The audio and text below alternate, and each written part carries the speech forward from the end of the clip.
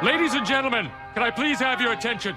I've just been handed an urgent and horrifying news story. And I need all of you to stop what you're doing and listen.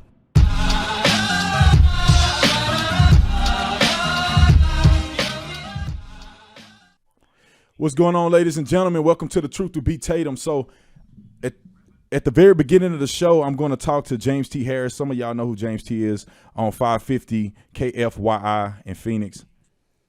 I'm going to talk to James T. about this shooting on his show. And so you guys are going to have a front row seat to this interview. So I think we have probably like a minute and a half left, and then we're going to get into it. And I'm going to try to hold the phone up so you guys can kind of hear what's going on. So if you're just joining, that's what's going to happen. And then we're going to get into it on the show and talk about it. But this is definitely a sensitive subject. Yeah. And I think that, you know, obviously my prayers and thoughts go out to the family, the friends of these kids who were slaughtered.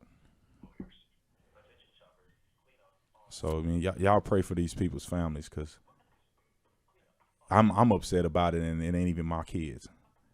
So, but if we can, it's kind of just hang with me in this interim until we start the show up. And go ahead, you can holler at him, Echo, before we start if you have something to say. No, you're good. I mean, I just wanted to say, like Brandon said, if you're just joining, Brandon just told the people here. I'm gonna let him listen. He's going to be going on James T. Harris's show, and y'all are going to be able to hear it. 30 seconds. So in 30 seconds, he'll be talking to James T. Harris. Y'all will be able to listen to their interview on this show, which is sweet. But thanks, guys, for joining, and thanks for being a little patient. Today's a crazy day. None of us are happy about it. We'll just be discussing it probably the whole show almost. So yeah. Just stick with us, and we'll be starting in any second.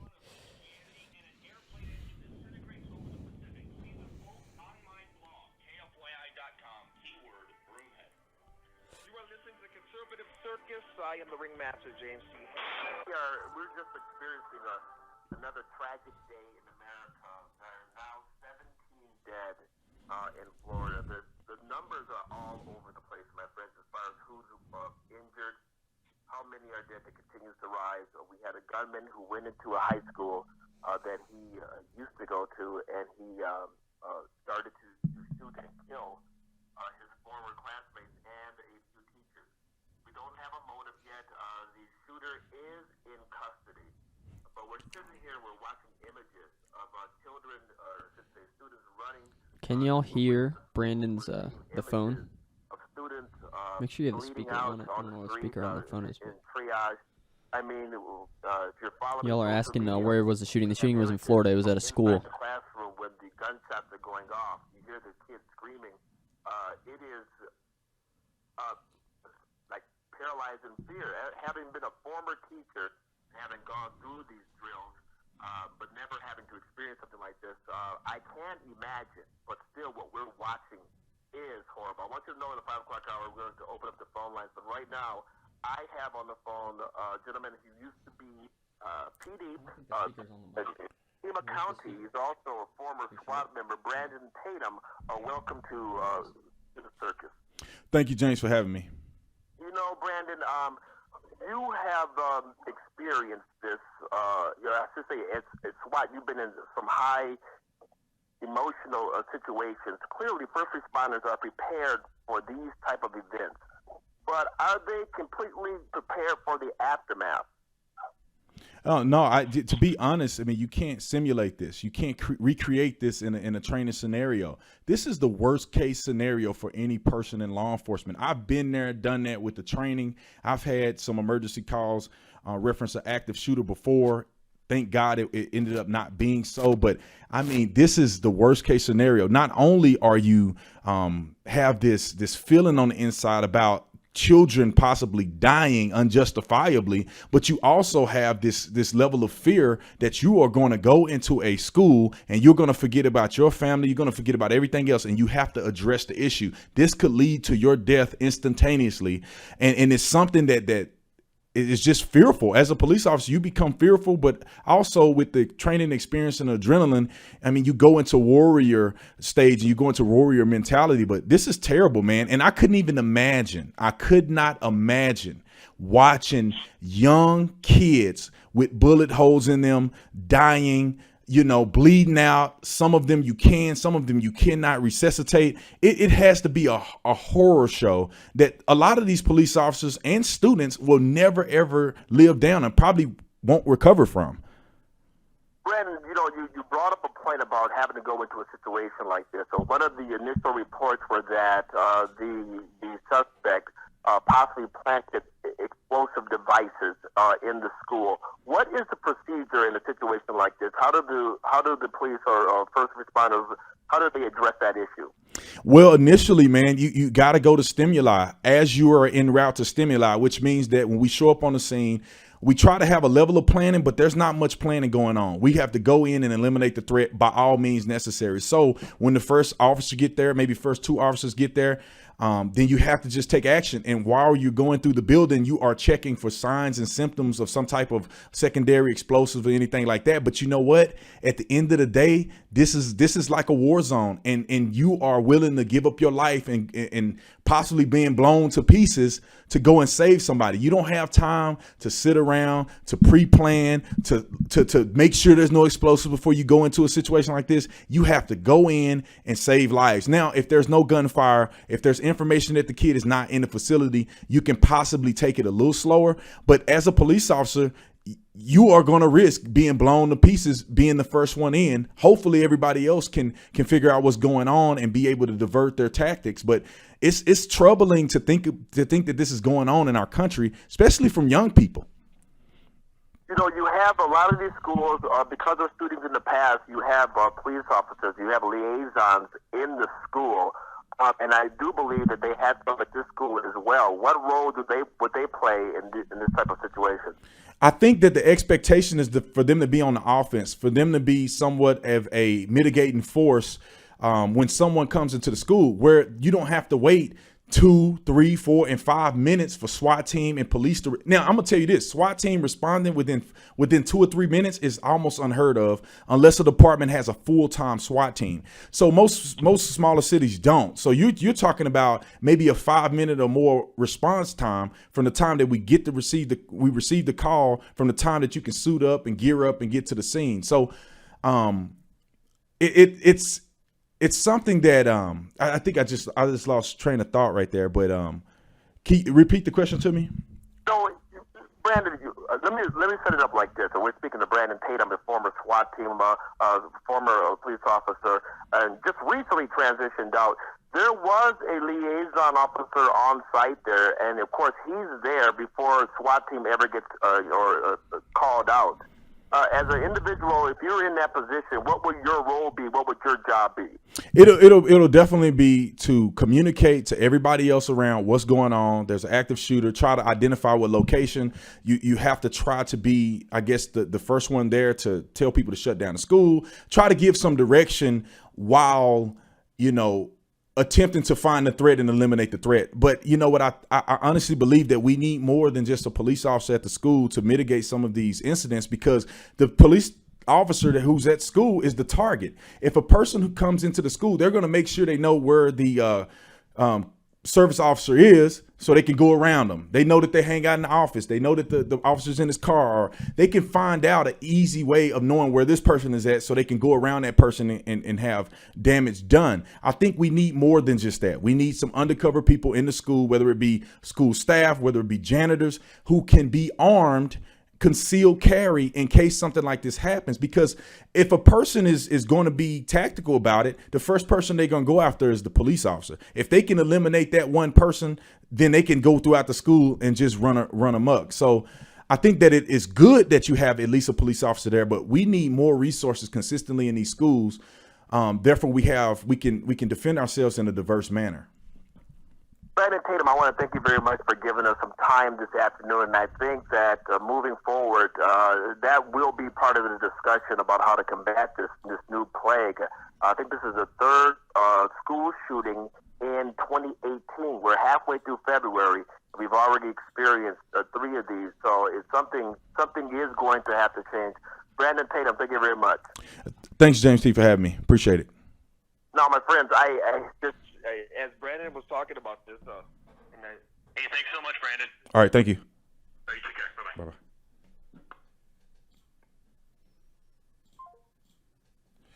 All right, so we're back. That was James T. Harris. Everybody know him from the Conservative Circus out in Tucson, but he moved to Phoenix, moving on up, better opportunity.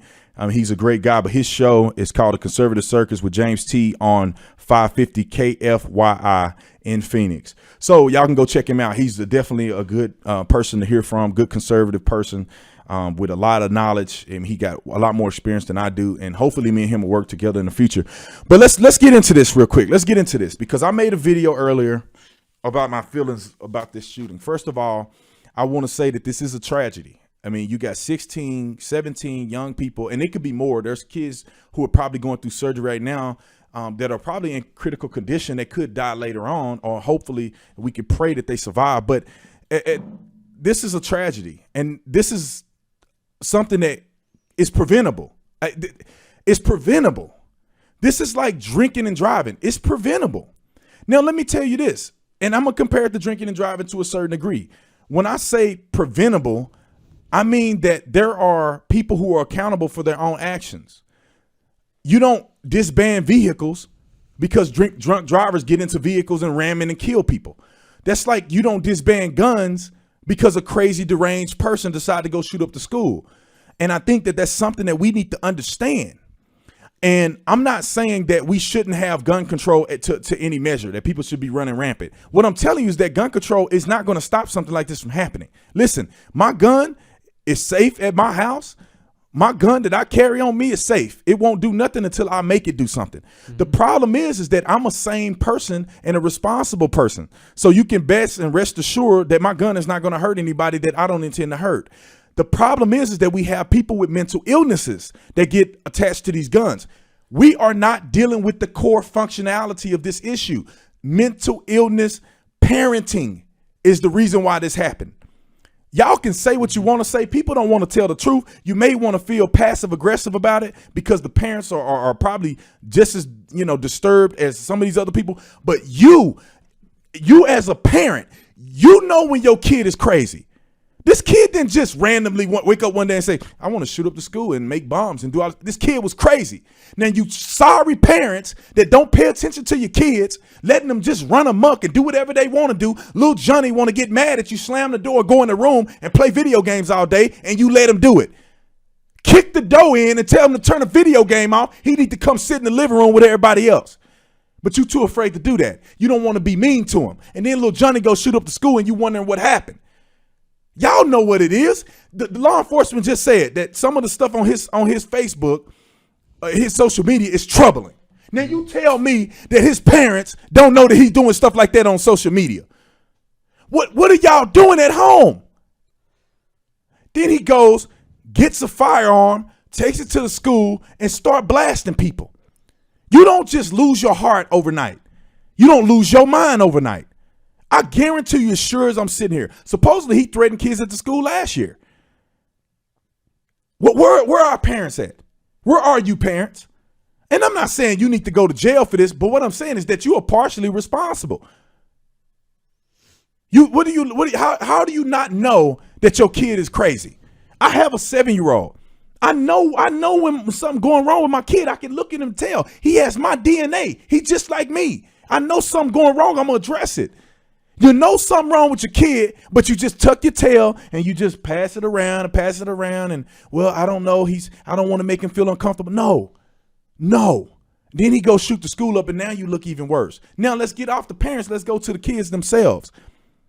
We're raising a culture. The problem is that we're not talking about the culture. We are raising a culture of fools. When a kid in high school, or I think this was a high school, a kid in grade school that's getting to the point where they can't handle diversity and want to kill other people. At what point on planet Earth are you so deranged and you're so misguided in a first world country that you want to kill people? And I'm pretty sure he go to probably that school. The chief said, or the sheriff said, that his kids graduated from that school. You know, the sheriff's kids ain't graduating from a low functioning school. It probably was a good school. In a first world country, we got our kids doing stuff that people don't do in a third world country. Let's address culture. Y'all don't want to talk about that. You take God out of the school. Y'all don't want to talk about that. You take the morale away from the parents. Y'all don't want to talk about that. This stuff is going to continue until you have a conversation about it. You don't have God. That's why these people cracking up. When you young and you feel lost and you feel isolated and you feel like the world is against you and you want to die and you want to kill other people, you feel embarrassed, you feel bullied. That's first world problems, ladies and gentlemen. When are we going to talk about society? When are we going to address these issues? And the first thing people on the left is talking about gun control. What gun control are you going to do that's going to stop this? None. If gun control worked, we would have no shootings. Chicago, ladies and gentlemen, Chicago, Baltimore, LA, they have this is like a school shooting every day. 16 people dying ain't nothing in some of these cities. This school probably first shooting in probably the history of this school, 16 people died. Well, 60 people die every single day in Chicago by gun violence. Strictest gun laws. Gun laws ain't going to stop you from, listen, murder is illegal. Carrying a gun on campus is illegal. This kid don't care. He broke all three of those laws. Murder, carrying a gun on campus, and aggravated assault or attempted murder. Did he care? No. He didn't care about none of those laws. So you can pile on as many laws as you want, but when he crack up, he don't care. The laws only work for people like myself, Echo, and most of y'all. If the law says you can't carry a gun, more than likely I don't want to go to prison. I won't carry a gun in certain places. Well, do you think that apply to people who don't care about going to prison? What's the consequence of carrying a gun in a gun-free zone? Well, you gonna zap into thin air? No, you're gonna go to jail. You want to kill people. You don't care about going to jail on a gun charge. Especially if you don't care about murder. Murder will give you life. Carrying a gun on campus ain't going to give you life. You're going to do life in prison. You do not care. Ladies and gentlemen, they do not care. So how do you prevent this? We already know that laws are not going to prevent people. We already know that prison time don't prevent people from doing stuff. It's morale. The fact of the matter is, I care about other people enough that I'm not going to hurt anybody. And see, when I was growing up, my dad told me how to conduct myself, how to treat other people. My mama taught me how I should act, treat people the way you want to be treated. I won't go to school getting bullied and I come home crying. What are you doing? You crying? Why are you crying? Somebody said something to you. Boy, you better go back up to that school. Don't come home crying because somebody said something to you. What is that? What has those words done to you? Nothing. Man up and go back to school. That's what they told me. So when people would say something to me, I'm like, don't faze me. You ain't paying my bills. You ain't putting food in my mouth. I don't care what you say. Now you put your hands on me, we talking different. Your words mean nothing to me. I told y'all the story before about my grandmother. I had skinny legs. People used to hot side me. You got chicken legs, and all this other stuff. And sometimes you hurt my feelings. I came to my grandma and she said, boy, at least you got legs. If you didn't have no legs, you be crying and say you want skinny legs. Don't let nobody tell you nothing about your legs. My grandmother had skinny legs too, and they were hairy. Grandma don't even cut her legs. She don't care. She don't care nothing about what y'all talking about. She thank God that she got legs. And some of us are too just deranged to slow down for a minute and appreciate life. And then we don't tell our kids. We feel entitled. Why does this kid even have a social media? And then this is the thing. If you grown, you living on your own, you can do whatever you want to do. You living in my doggone house, I got your password. What you talking about on social media? You posted pictures. I'm shutting the whole thing down. Post a picture about a gun and killing people and something if you want to.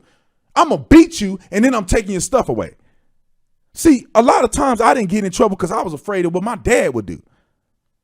I was more afraid of my dad than I was afraid of the police officers. A police officer, man, my dad told me, boy, I'll kill you. I'll kill your butt. Oh, police officers can't just kill me for no reason. My daddy will take me out of here. He said, I brought you in this world, I'll take you out of here. Whether he was serious about it or not, it made me think twice about what I did.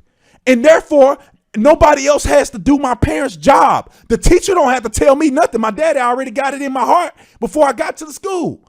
Police ain't got to tell me nothing. I'm already afraid of my daddy. You don't need to put a law in place. My daddy already put the law in my heart. He put God and the law in my heart. His law and the biblical law. Daddy tell you better be home before the sun come, before them lights come on. If you don't get home, you gonna pay. The police didn't have to say, there wasn't no curfew. I ain't care. Who gonna enforce the curfew? My daddy. Police ain't they can't catch me. My daddy catch me coming home. Daddy tell me, don't have nobody over the house while I'm at work, Brandon. And I misunderstood what he said, had my friend over playing the video game, beat me down in front of my friend, told them they had to go home. Where you at, parents? That I never go shoot up a school. Why? I'm more afraid of what my daddy gonna do. What if my dad catch me with the gun before I get there? And then my dad put God in my heart. What you doing? What you mean you gonna kill somebody? That's against God's rules. You gonna kill somebody. You gonna go to hell. I don't want to go to hell. That's worse than going to jail. Are you stupid? Hell is eternal. Jail is temporary. Teach your kids some doggone morals. Why you walking around talking about religious people? Teach your kids something. Social justice warriors. Oh, we don't need God in the school. God in the school. God is the reason to have people ain't cracking up. Oh, take God away and now we got all these school shootings. Why? Because nobody care about God no more. Nobody fears God. See, God, I fear God more than I fear man. I'm more afraid of what God will do to me than what people will do to me. So my decisions in the dark and in the light are going to be predicated on what do God think about this? See, God will ruin your whole life if you ain't doing what you're supposed to be doing. Stuff that other men can't do. God can also save your life and give you things that other men just can't do for you. And I don't mean to be preaching to y'all, but this is stuff that we need to interject into our culture again. What are we thinking? And I'm going off of a lot of y'all have heard about what happened, and we got like 17 kids dead. The video surfacing of a kid videotaping the carnage in the classroom, hearing gunshots going off like we in Afghanistan.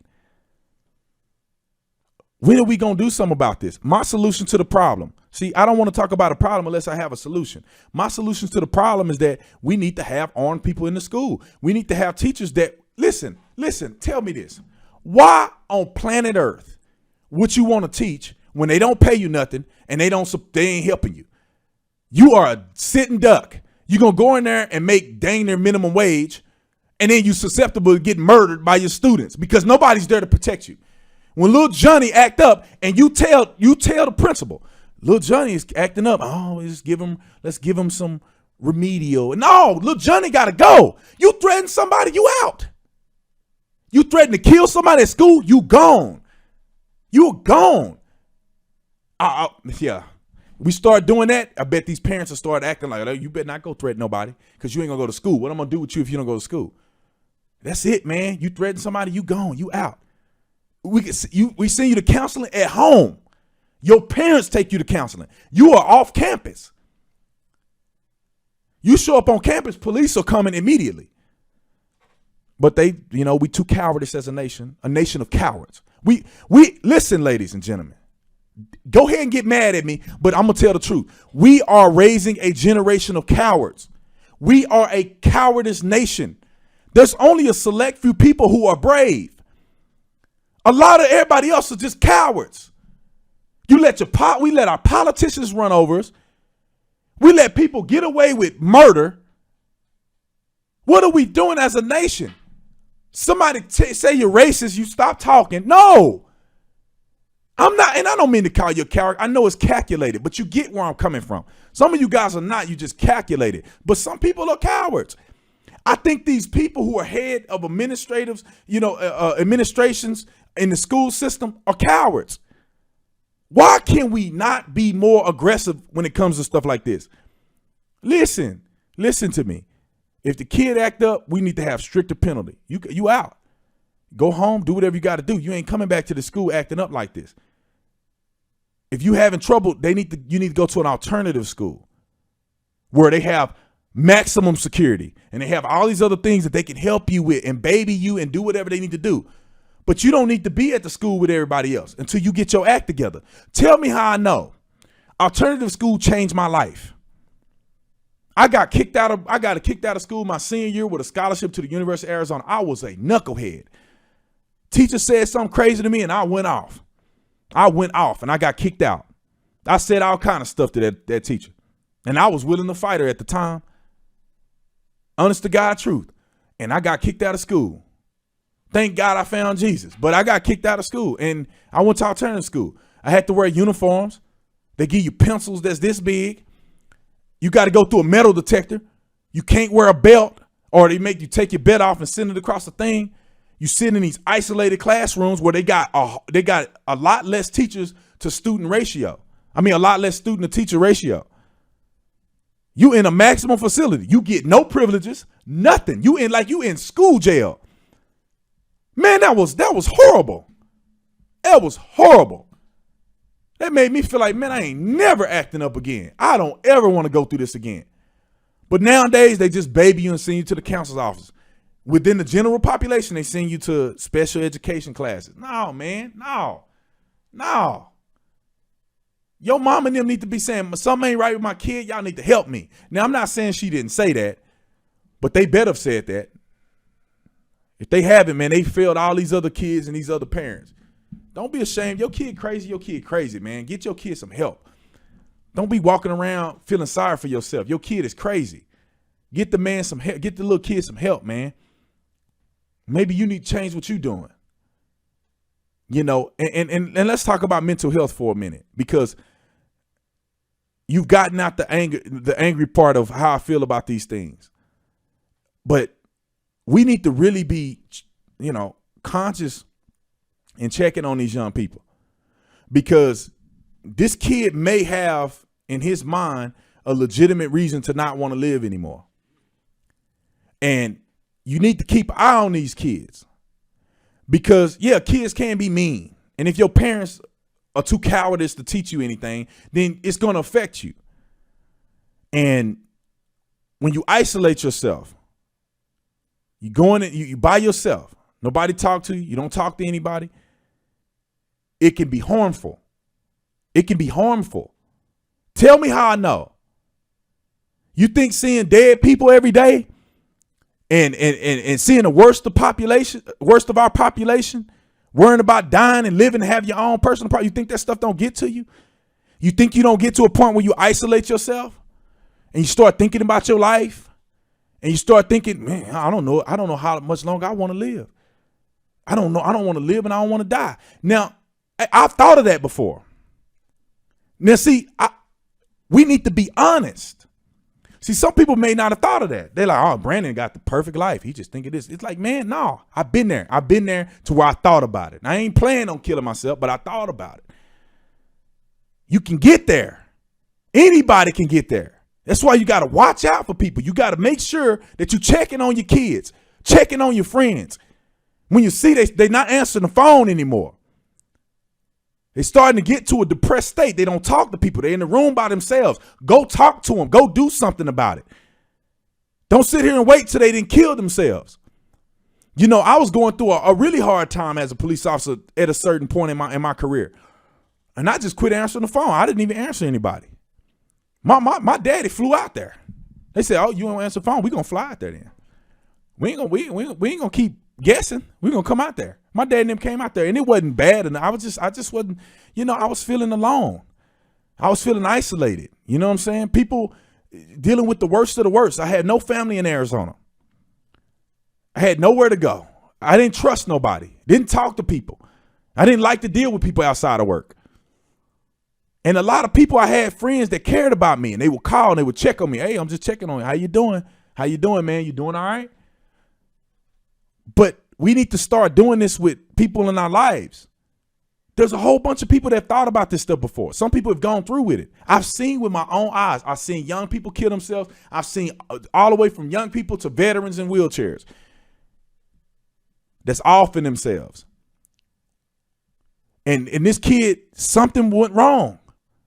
You don't just go overnight and think you want to kill yourself. And most people that want to kill themselves or kill other people, they have a justifiable reason in their mind. Why did nobody talk to this kid? Why did nobody encourage him to be better and feel better? Why did nobody help the boy? Something was wrong with him. It wasn't just pure evil. Parents probably abusing him or something. I mean, I don't know. I ain't giving him an excuse, because you go shoot up a school while I'm in there, then you're going to have to talk to Jesus about it. But we need to start being more aware of the problem that we don't want to talk about. If I was sitting in the room with 100,000 people and I said, "Raise your hand if you ever thought about suicide."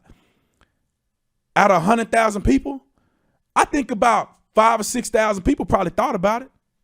I mean, I'll say this: 100,000 people. I think about 50,000, 60,000 people probably thought about it. I think about 5,000, 6,000 people seriously thought about it, and I say about 500 to 1,000 people probably actually tried it, made an attempt, held the gun to their head, and walked away from it. Had the thing on the wrist, walked away from it. But it's so taboo that we don't want to talk about it. Oh, you don't talk about that. I mean, how could you want to kill yourself and all this other stuff? And then you let your family members go off into the deep end, and they stop caring, and you start listening to music that reinforce their isolation. Then they start playing video games. Then they start planning. Then they start visualizing on the video games that it's people that they hate, and they shooting them on the video games. I'm telling y'all, that's probably what these kids are doing. That's how they build up the courage. Then they say, "You know what? I'm going to be known forever in history." So the media going to blast them everywhere and give them all the publicity they want. They're a superstar on the media. I'm going to go in there and I'm going to kill everybody. I'm just going to start killing people because I'm not important to nobody. I'm going to be important after this. Nobody love me. Nobody talk about me, but they're going to talk about me after this. Nobody even know who I am, but they'll know who I am after this. "Oh, you going to hurt me? Oh, I'm going to hurt you back." My parents don't care. All these things that's going through this kid's mind and nobody's talking about it. It's the same thing with veterans, man. Same thing with veterans. Nobody want to talk about it. They come back from war and they're taught to be warriors. You can't cry. You can't show any kind of weakness. You come back, people don't even ask you how you been. They don't ask you what you're doing. They don't ask you what you're thinking about. They don't ask you, have you thought about killing yourself? They don't talk to you about it. They go on with their lives, watching soap operas, going out to eat, don't even care about their other family members. Ain't thought about you one time. America, we need to start really thinking about our people. We need to start really thinking about our family members, our kids. Make sure they all right. I got a friend that called me often, man, because I've already opened the door up. Like, brother, when you need something, call me. When you feeling down, call me. I've talked 2 people out of suicide over the phone. People that I love. I talked them out of suicide over the phone. Their life is in a balance while I'm on the phone. Thank God I had training from the police department. Telling them they don't do it, man. On the phone, hoping to God I don't hear a gunshot on the other end. I say, well, it's game time. I got to be there for them. I talked to one person when I was hurting myself. I was thinking to myself, like, man, I don't need nobody care about me, man. I'm by myself. Nobody care. I don't have no family. I have nobody out here. What good am I and somebody called me. I want to kill myself, man. Help me. I didn't have nothing left. I gave everything I had to this person. And they didn't kill themselves. And then God recovered me. He helped me out, make me feel better. Feel like, well, boy, you got it, man. Keep pushing. And, you know, be there for somebody, man. You never know when your friend gonna need you. You never know when these people gonna reach out to you. Be open. I'm gonna tell you a scenario that happened the other day, and I really hope this young lady actually get better.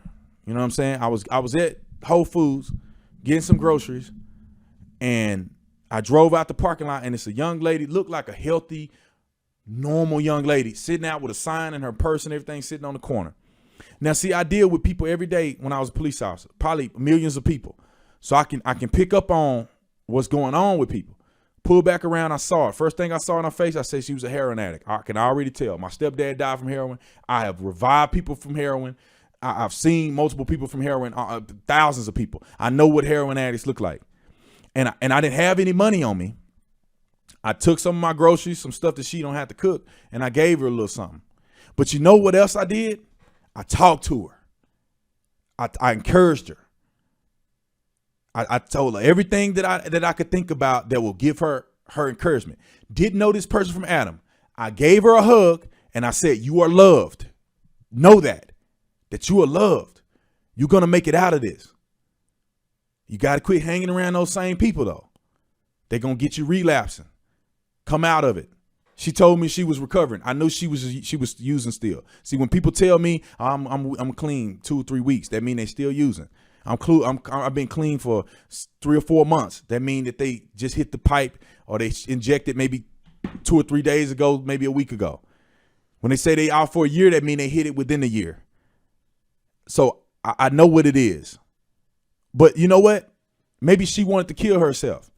Maybe everybody was passing right by her. Nobody stopped.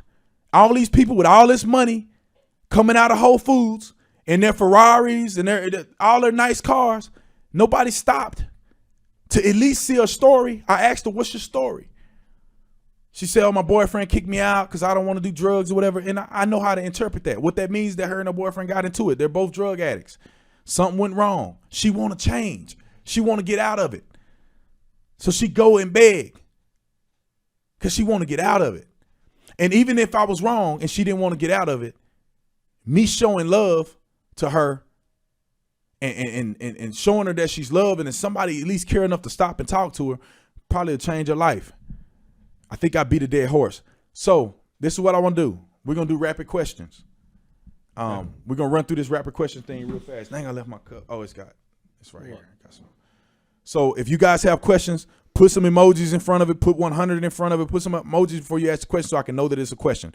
Understand that when I do this, there's tons and tons and tons and tons and tons and tons of people that are going to be doing questions. I may miss you. There could be like 15, 16, 20, 30 that pop on the screen at one time. So last 20 minutes, we're going to do rapid fire questions. Ask me as many questions as you can. I'm going to try to answer them as fast as I can. Go ahead.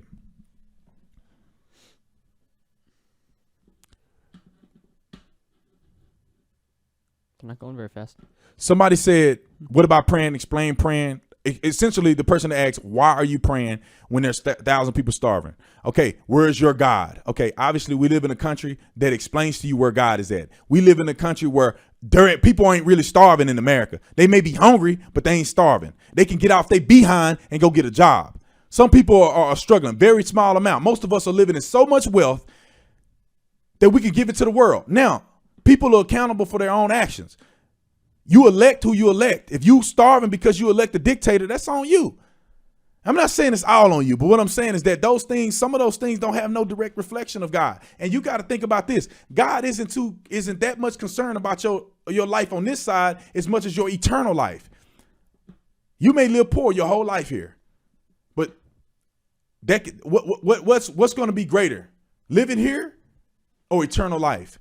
And God helps people in their own ways. It's not just whether you poor or not. And the fact of the matter is, we should be the church. We should be the people that go out and help these people who are poor. Somebody asked me, what do I miss about being a police officer? I miss actually being a hero. Honest to God truth. I miss being a hero. I miss going code 3, driving 100 miles per hour, feeling like I can save the world. That's pretty much how I felt. I actually saved people's life, speaking life into people who have been victimized, and I just missed that. I know I was making an impact, and I missed that part. Do we think we'll ever be able to stop all the violence in the schools? We can mitigate violence. There's going to be people fight every day at school. They may not be killing each other, but they fighting each other. We can mitigate the fighting. We need to bring prayer back to the school. We need to have better tactics and be more offensive to school shootings instead of defensive. And I think we can do that. We need to really challenge parents to be more accountable on what are they teaching their kids. We need to be stricter on guidelines of parents letting their children have Facebook and watching this certain stuff. I mean, certain things should be child abuse if you don't know what your children are doing on Facebook. Now, if they create an account you don't know about, then I can see. But if you watching an account and you see your kids doing something and you don't do nothing about it, you need to go to jail. You need to be fined. Something needs to happen. You are responsible for that kid. Not the world, you. Anyway, let's move on. Somebody said I am a hero. Thank you so much. I really appreciate it. I feel like a hero. I feel kind of like a hero doing this, but I felt really like a hero when I had my gun and I had my uniform and I can jump over walls. I can run through doors and I can do it all to save people's lives. That felt good. I felt kind of invincible, even though I sometimes thought that who am I not to be murdered today? And it was a hard job to a certain degree. Man, we had rapid fire the other day, was going crazy. Yeah, something's up with the Facebook. Yeah, maybe Facebook. Yeah, maybe something is going on because I can't see anybody's questions. Let's Woo! see. There it is. I guess everybody Got coming it. now. You see any in there? No, I'm saying like there it is. There's all those are all Facebook. Yeah. They just I'm saying, came did you up see on anything good? Because it's going so fast. No, I did. I couldn't see see. ones. I guess they're all coming in now. Oh, okay. I'm just gonna talk. So I can't see the question in there, but I'm gonna continue to talk about the prayer part. Like people say, "Where's your God? Where's your God?" and all this other stuff. Man, try God and you tell me where God is at. I don't even know why I would even argue with somebody that ignorant. Like, don't believe in God if you want to. Then go on about your life. I can tell you that God has been such an impact not only in my life but all around the world. Have you ever heard of a mission trip? Okay. Go on one of those and you tell me where God is at. When you see people get healed from cancer, then I'll let you know where God is at. I seen people get healed from cancer. I will call her name out, but I'm not going to do that. But she was a basketball player at the U of A, had cancer, got healed from cancer right in front of me. Right in front of my eyes. Don't talk to me about God because I'll go off on you right now. This ain't the time. Somebody said somebody calling 911. Do you see that one? No, I didn't see that. Let's see. What do you think of the police killings? I think it's terrible. I mean, it's the job that we sign up for. We don't sign up to get killed, but it's a probability that it will happen when we sign up. I think it's ridiculous that Barack Obama has caused the narrative for people to be more emboldened to kill police officers, and I think it's shameful. Dang, I missed a good question right there. I'm saying, do you think that?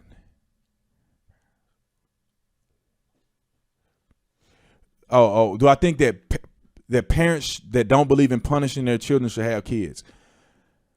I think that you are creating a monster. If you don't think punishing your kid, I'm not saying punishing is beating them in the head and smacking them. That's abusing your kids. I'm talking about punishment meaning having some type of discipline in their life.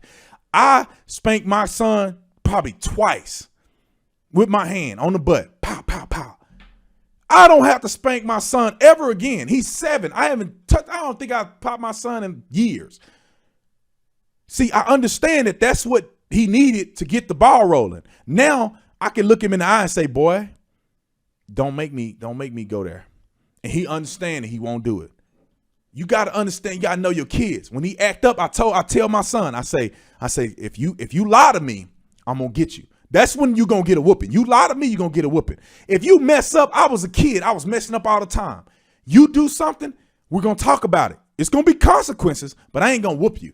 We're going to talk about it. You're going to get your thing, your items taken from you, toys taken from you, time out. You're going to do wall sits. There's going to be consequences for what you do. But I ain't going to spank you. I'm going to reserve that for serious stuff. When you lie to me, you're going to get it. My son don't lie to me. He don't want that drama. Okay, what do you think need to happen in schools to protect our children? We need to have teachers and or you could say professional trained personnel in the school who are concealed. You can say they can double as janitors. You can have random people walking around the school who are armed, who have tactical experience, who can coordinate a tactical plan. We need to be able to secure the doors on these schools. We need to be able to secure the front door. We need to have some level of metal detection in these schools so we can understand if somebody break the threshold of the school with a bomb, with a knife, with a gun, that we can be detected. We need to have plans in action. You know, I wouldn't even be against, you know, the teachers having some meeting where they have a specific tactic or they have a specific weapon, may not be a gun that they can use to defend themselves. They don't even know what to do. Hide under a chair. Listen, hiding under a chair can help you so much. Somebody blasting, somebody's going to need to step up. And I think that teachers will be willing to do it, but they need to have some training. They need to have training how to utilize a desk to eliminate a threat, how to utilize certain objects to try to eliminate a threat. You know, what do you need to say when you call 911? You know, how do you lock down the classroom? If they're getting them in passing period, we need to have multiple people at the school, whether they're teachers, principals, that carry concealed. That's how you're going to mitigate the carnage, because somebody may still come into school, but instead of killing 17, they may get one and they're going to be dead. But I mean, you know, we have to have some level of text. Gun control is not going to work. It's not going to work. The kid is still going to come to, you can ban every gun on planet Earth. He going to bring a knife in there and start jabbing people. He could start gouging. He probably could kill more people with a knife. See, when you're shooting a gun and you just blindly shooting, you missing. You walk up on somebody and jug them with a knife, they're going to more than likely, they'll bleed out before the police get there. And then you know what? There's not a lot of sound that go along with that. So nobody's hearing shots being fired. Nobody's alert. So what you think? You stop out a gun and start jugging people. Oh, you stop out of jugging, they're going to run them over in the car when they come out in passing period. Kids walking across the parking lot, just run them all over. Boom, boom, boom, boom, boom. You're going to kill 5 or 6 and injure plenty other ones. So so how are you going to stop it? We need to have people who can be on the defense or on more of the offense. And then also we need to take care of this mental health issue, which is plaguing our country, that we don't want to talk about. And also we need to hold parents more accountable. These parents there needs to be an investigation into the parenting of, you know, the parents of this kid. And I honestly believe if you go on his social media and you find that he's been talking about killing people, he's been talking about planting bombs. If he have a computer that he's been using in your house and he's been planting bombs, you got to go to jail. I don't know what to tell you. You are responsible for your kids. If your kid is searching guns and bombs in your house and you don't know about it, you are contributing to the problem. My son ain't gonna be online looking at porn or nothing else. I'm gonna know about it. I'm gonna address it. My dad and them used to have a computer in the kitchen. You're gonna look at something in the kitchen, you're gonna get killed. You ain't got no computer in your room. What you need a computer in your room? Look at the computer in the kitchen. Oh, my daddy pick up the phone, talking to some girl late at night. My daddy on the phone. You need to go to bed, Brandon. Y'all need to hang up the phone, go to bed. It's too late for y'all to be talking on the phone. Daddy, hang the phone up on me. What y'all doing now? You ain't even paying attention to your kids. Kids sneaking girls up in the room, having sex, getting them pregnant, having abortions. You don't even know about it. What are you doing, you lethargic parent? I'm blaming you. I ain't say it's all you. You got a lot of blame. You got a lot of explaining to do. You the one raised this monster. You raised this monster. You did. And I'm not saying 100% blame should be on you, but there's a level of blame to be had. We're not going to blame guns. You're not going to blame a gun before we blame you. You the one knew he was crazy and didn't do nothing about it. Don't give me that pity party. We didn't know. We tried to get him help. You knew that boy was crazy and you didn't do nothing about it. You didn't do enough about it. Think about this for a minute. There's millions of kids that go to school in America. School shootings are like, I don't even know what percentage it could possibly be. It's probably less than 0.01% of kids who go to school who actually are even engaged in this. It's probably 0.0001. Millions of kids go to school through 4 years, millions and millions and millions. And you have maybe 3 shootings in 1 year. There's millions of kids. Why are all these other kids not shooting up the school? Because their parents are conditioning them to make better decisions. Their parents are intercepting them. How many kids want to shoot up the school? And their parents is interjecting. They making sure their kid getting treatment. Man, what you got to do? If go home, I rather if your kid crazy and you got to quit your job and stay at home and make sure your kid is all right and you need to be on food stamps, then be on food stamps and take care of your kid. Or don't have no kids. This is the thing that make me mad. Two parents working 40 hours, 50, 60 hours a week because they trying to make the money to take care of kids. Why are you having kids and you can't take care of them? You are stupid for doing that. Now, I'm not saying if you know how to make it work, you know how to make it work. Let me take that back. I don't want to call you stupid. Some parents know how to make it work. They got grandparents and stuff that can help them out. But what I'm saying is that don't give me an excuse that I don't have enough time at home to pay attention to little Johnny because I'm working. You shouldn't have had little Johnny. Make sure you financially stable before you start having kids. If you can't handle one because you work too much, don't have 2 and 3. You're not doing them any favors. You just having a kid so they can look cute, but you ain't raising them.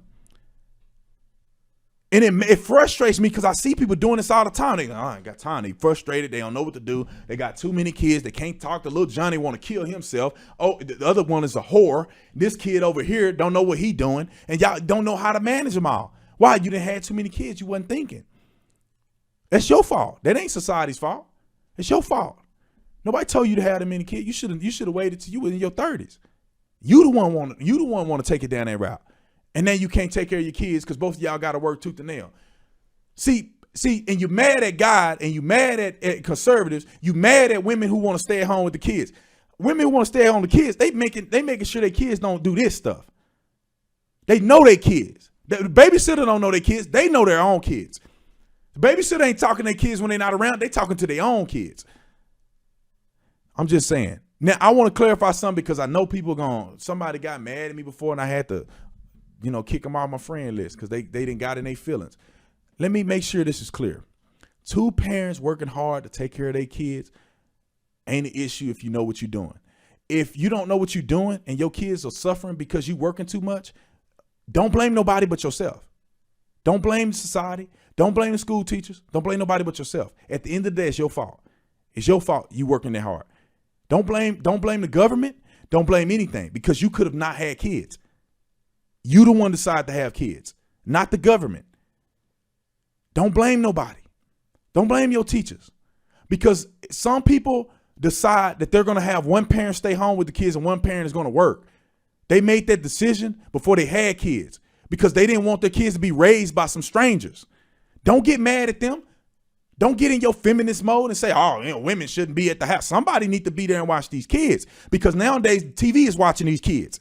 Nowadays, Xbox 360 watching these kids, Xbox One. Nowadays, Playboy watching these kids. Pornography is watching these kids. You ain't watching your kids. Babysitter know more about your kids than you do. Babysitter molesting them and raping them, and touching on them, teaching them about sex, and you don't know what's going on. Why? Because you slaving at a job for some man that don't care about you and ain't paying you nothing. Paying you crumbs. Come on, y'all. We need to be honest about this. Make up in your mind what you want to do. I messed up and I had a kid before I was really established. But see, God took care of me. And Mr. Where your God at? Okay, I prayed and God helped me. God made sure I was okay at the end of this. But regardless of that, man, I know I'm getting in my emotions. I'm getting upset. But most of y'all understand where I'm coming from. And if you think I'm trying to paint people with a broad brush, then you're ignorant. Think about it. I'm a normal, rational person. I know that everything I say don't apply to every single person on planet Earth. Not every family is the same. Some people got 15 kids and they know how to take care of them. And they working 2 jobs. But what I'm saying at the end of the day is that whatever your kids do, you are responsible for it. And I tell my kid that. He act up at school. Had to fly down to Washington to go up into school. I'm in there. I told him, I said, boy, you a Tatum. You embarrassing me the way you acting. You ain't embarrassing you embarrassing me. I'm responsible for you. I don't care what the teacher said. What did you do? My dad used to tell me that. What did you do? What you do? I don't care what the teacher did. What did you do? I'm responsible for you. I ain't responsible for your teacher. I'm responsible for you. Anyway, I can go on and on about this. But I had to get it off my chest, man. We America, when are we going to have a real conversation with ourselves? When are we going to sit down and have a conversation, man? Our world is coming to a screeching, discouraging halt to a certain degree because we are too afraid to just keep it 100. I'm telling you right now, if you the type of parent that's being friends with your kid, you're not doing them any good. There's no scenario in the world that I believe that being friends with your kid is the best way to raise your kid. No, you are their parent. You are the disciplinary. You are the authority in their life. Because if you're their friend, somebody else is going to be the authority. Somebody else is going to have to take your role. Kids want discipline. Kids want structure. Kids they want to be your friend because they're kids, they're children. They don't know what's going on. They love to be your friend. When they get older, they're missing everything. They don't know what it's like. Y'all got to get it together, man. Stop having children when you ain't ready to have kids. I would tell the old me the same thing. I ain't just pointing my finger at you. I'm talking to myself. Don't have kids when you ain't ready to have no kids. Because if they ain't well taken care of, if they can't go to the best school, then it's your fault. If you poor, why you bring a kid into the world and be poor too? Why? Now you got them struggling. Get your stuff together. If you working at McDonald's, listen, you need to evaluate. Can I bring a kid into this life and then get mad at the world because you can't take your kid to a nice school? Well, you don't make no money to have a kid. You want your kid to go to nice school? Wait till you make nice school money for your kids. You want your kids to go to college? Maybe you should wait until you have a plan to make enough money to send your kids to college before you have a kid. Don't just have kids and be like, well, I guess one day I'll figure it out. You know, I get mad at some of my family members because they had kids and they poor.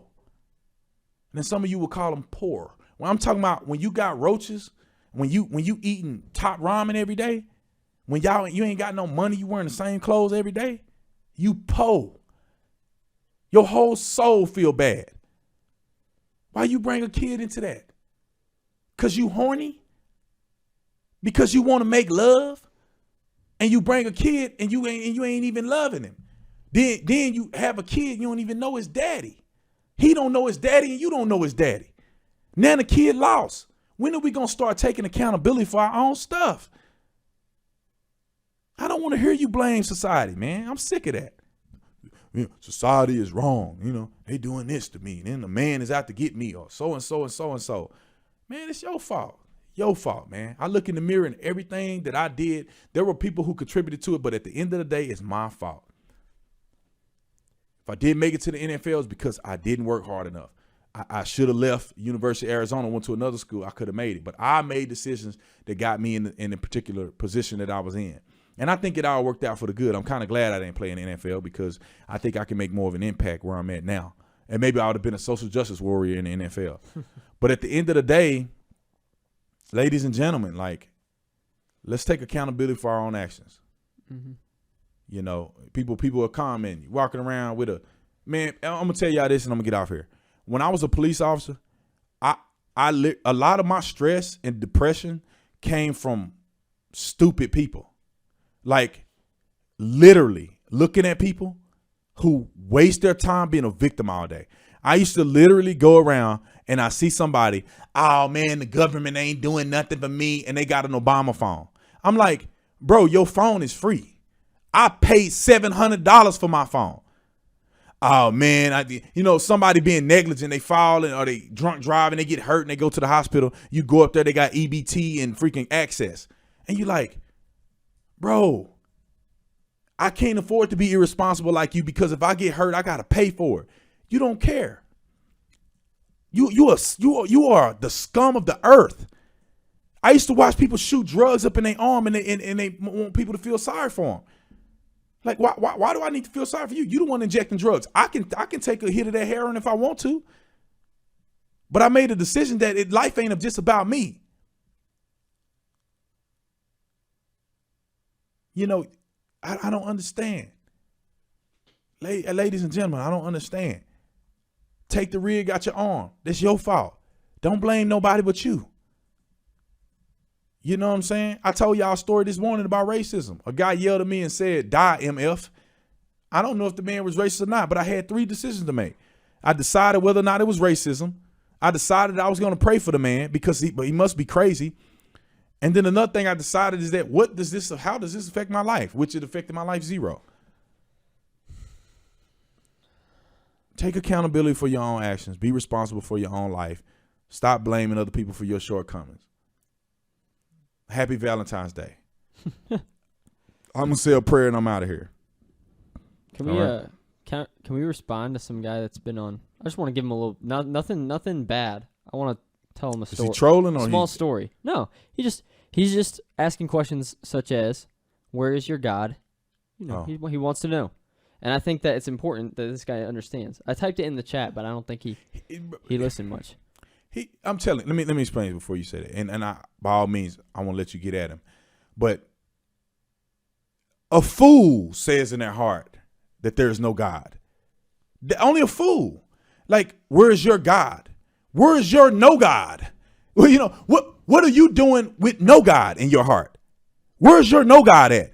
If there is no God, then people are still hungry and dying and desolate.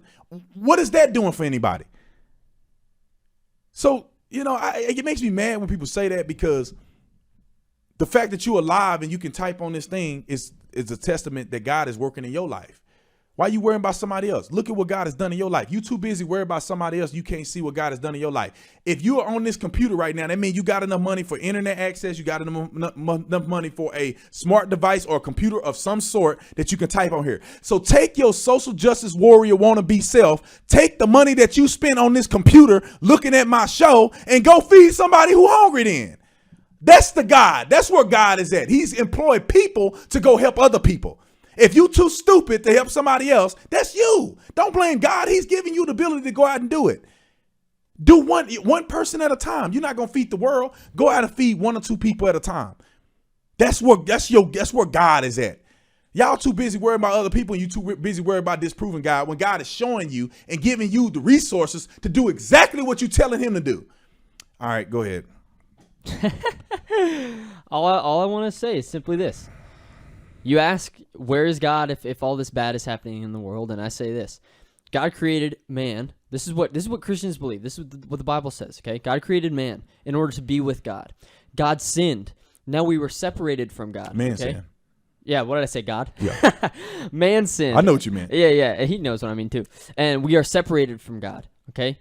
So we are apart from him now for sinning. So that evil that we do is by our own will. We choose to sin against God.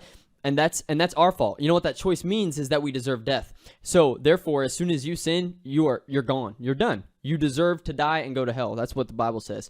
But God sent his son, Jesus Christ, to die for you and your sins and all of our sins. And when he died, if we can say, I recognize that I can't do this on my own. I cannot be good. There is no human on earth who can be good.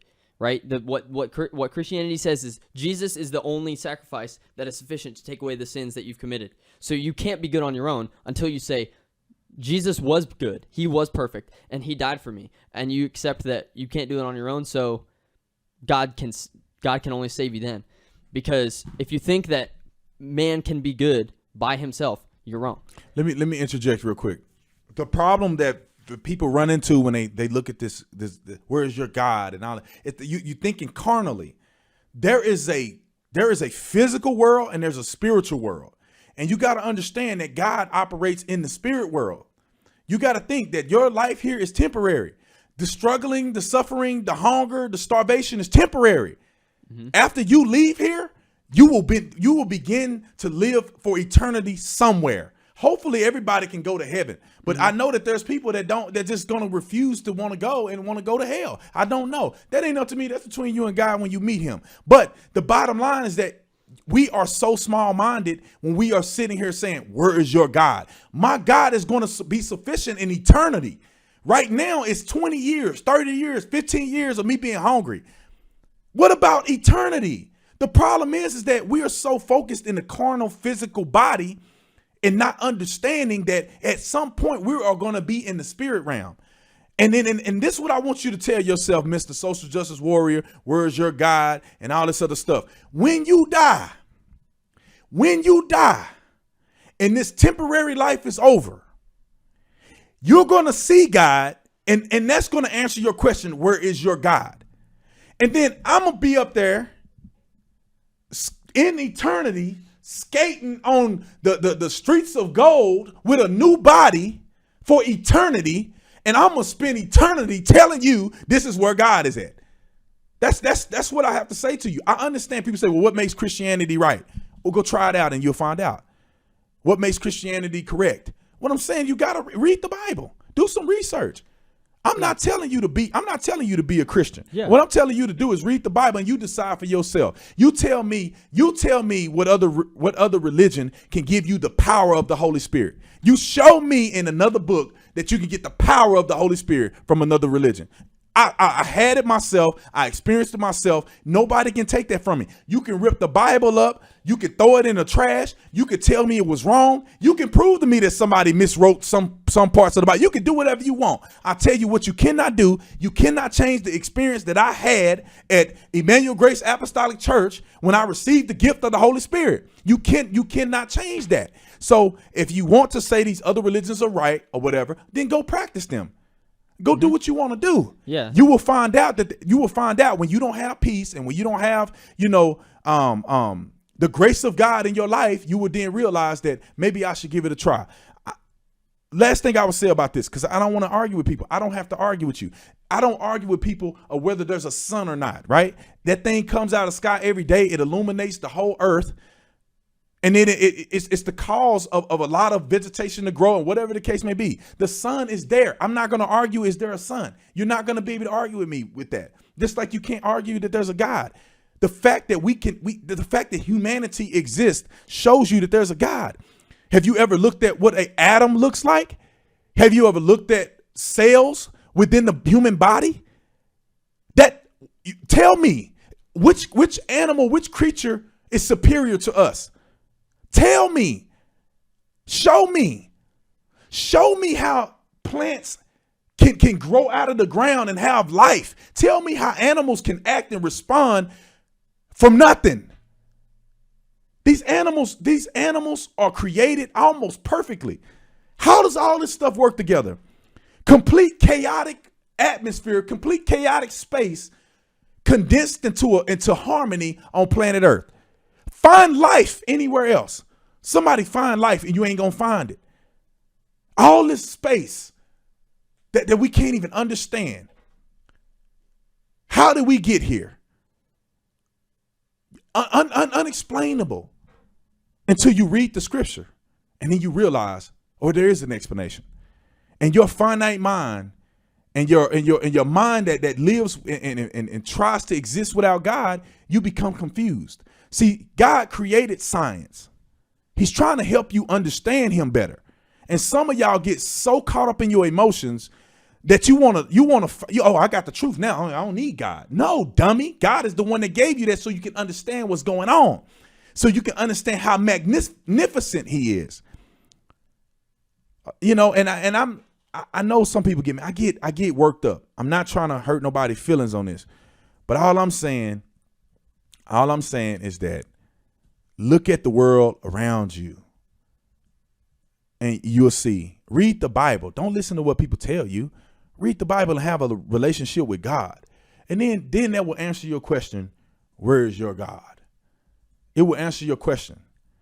And I think that a lot of people like to say, with all the tragedy going on in the world, where is God? With all the beautiful things that are going on in the world, where is God? You want to only look at the tragedies and blame it all on God, but the beauties and the phenoms of this world, you want to act like that ain't God too?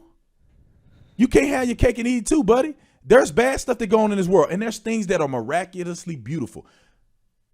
Children being born to this earth and going from a little seed to growing up to becoming brilliant individuals.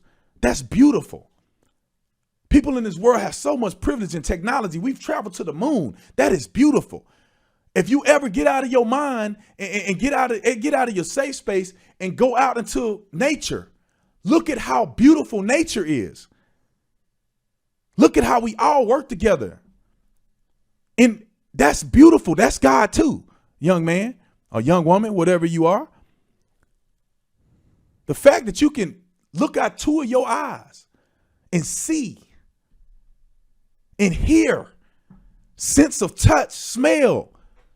The fact that you can even think enough to respond to me. Name another animal that can do that. None. Why? Because God has given us the ability to be that way. God created us that way. Now, we can move along. I don't want to get to preaching, but y'all, I get frustrated when people try to come at me sideways about God. Like we can have a discussion. You can talk about God. Come at me reasonably. We can have a discussion. But when you come south and you start trying to talk down about God, then you're gonna necessitate a response from me. See, God has done so much for me in my life that I'm not gonna allow you to talk trash about God. That's all I'm saying. Look at where I'm at. Look at all of us in the United States of America. We got it good. Thank God. Thank God. Judeo-Christian nation. We got it good. That's why we got it good. Do you not forget? Our founding fathers. See, they understood it. And now we losing touch. That's why we having school shootings and all this other crazy stuff. God has been too good to me for me to let you talk trash about him. If you want to talk to me like a man, we can sit down and have a conversation. But you're not going to disrespect God in front of me, homie. You're not. I'm not going to let anybody do that. You can have an opinion. We could talk. But until you can explain to me how I went from where I came from to where I'm at now, how I went from darkness to life, how I went from being anti-God to believing in God, how I went from not knowing what I was going to do when I had a son out of wedlock to him being completely taken care of, for me to walk away from being a police officer not knowing where my future was going to go, to what just happened this weekend at the Freedom Expo, and you going to try to talk about God? You must be crazy. That's like talking about my family member. God done so much for me and done so much for so many of us that not on my show, you ain't going to be disrespecting God. You can disrespect your God, your atheist God. That's a religion. Atheism is a religion because you got to have faith. You cannot prove that there's no God. So you have faith that there's no God. Just like I have faith that there is, you have faith that there is not. And you know what? When I die, we'll find out, won't we? The problem is that if there's no God and I die, I ain't gonna even know. I'm gonna be dirt and dead just like you. Now, if there is a God and we both die, what's gonna happen to you? See, I'm gonna be in paradise. I don't know what you're gonna be doing. That's something you really need to think about. Live your life with no God. Do what you want to do. That's on you. And when you die, and if there's no God, hey, we both dead. I ain't gonna even know. I ain't gonna even be able to think back on anything about my life. I'm gonna be dead. I'm gonna be dirt. But I tell you what, man, I'd rather pursue God in this short life that I have, and there to be God in eternity and be able to live in that, than to not pursue him and miss out on it.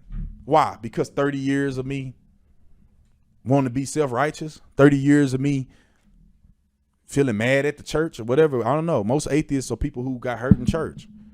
And now they mad at God. Now they want to say he don't exist. When before they were worshiping him. You get mad at God, it's all right. It's all right to get mad. I tell God I'm mad at him all the time. I'm mad at you. Mad at you. Sick of you. He know I don't mean that. Then I come back and say, you know what, God, I was playing. I was just playing. You know, I love you. I know I'm wrong. You know my heart. See, some people are afraid to say it. They feel it, but they don't want to say it, like as if God can't understand what you feel. So sometimes I get mad at God too. When I didn't make it to the league, I was mad. I had a conversation with God. I said, how could you play me like that? Why you want to play me? You embarrassed me in front of everybody. I was supposed to go to the league. How dare you do me like that? And he just sitting there like, boy, you better go sit down somewhere because I'm about to take you somewhere the NFL can't take you. So just chill for a minute. Get out your feelings, Brandon. And I didn't, over time I started hearing him. And I'm like, all right, you're right, God. I was tripping. I'm sorry for like way back then when I was talking that trash. When you already didn't set me up. You know what I'm saying? So anyway, I'm going to pray and then we got to bounce. Y'all ready? Let's go into prayer. Lord, want to say thank you for blessing us, waking us up, giving us another day. God, I want to first say that our thoughts and I pray, God, that you help us to either help where we can, and that, God, that you intervene in your own way to all of these families that have lost their children, and some of the adults that have passed away today from a very troubling and heinous act. God, I pray that you give us the ability to forgive that young man for what he did. It is in your will that we forgive him, and I pray that you give us the strength to forgive him. I know how crazy it is, and I know how we don't want to, but God, I pray that you give us the strength to forgive that young man, and I pray that you help that young man in whatever way you can, and God, I pray that you bless all of our leaders of this country, the president, everybody that leads in some leadership position. I pray that you bless them to do the right thing, to make the right decisions, to have peace and understanding and clarity. And I pray for this show, that you grow this show and you help me and Echo to be better and be more effective and efficient so that we can get the word out. So thank you, God. I really love you, and I appreciate all that you've done in my life, and I'm sure everybody watching appreciates what you have done in their life. I pray all these things in Jesus' name. Amen. All right. That was long. My neck hurt. My head hurt because I'm sitting there talking without the mic. But we got to bounce, man. I love y'all. I appreciate y'all. Thank you for watching, and hold the phone. What a wonderful world.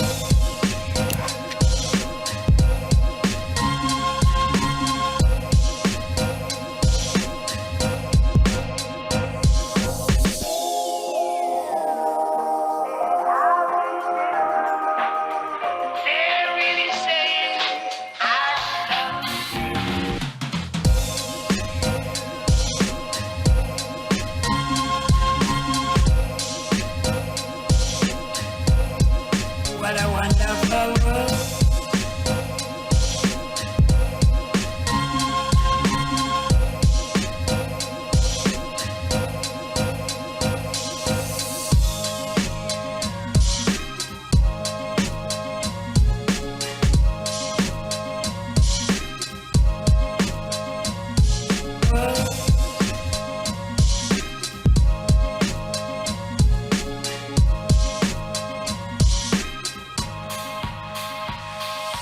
Colors of the rainbow, so pretty in the sky, are also on the faces of people going by. I see friends shaking hands, saying how do you do. They're really saying I love you. Ladies and gentlemen, can I please have your attention? I've just been handed an urgent and horrifying news story, and I need all of you to stop what you're doing and listen.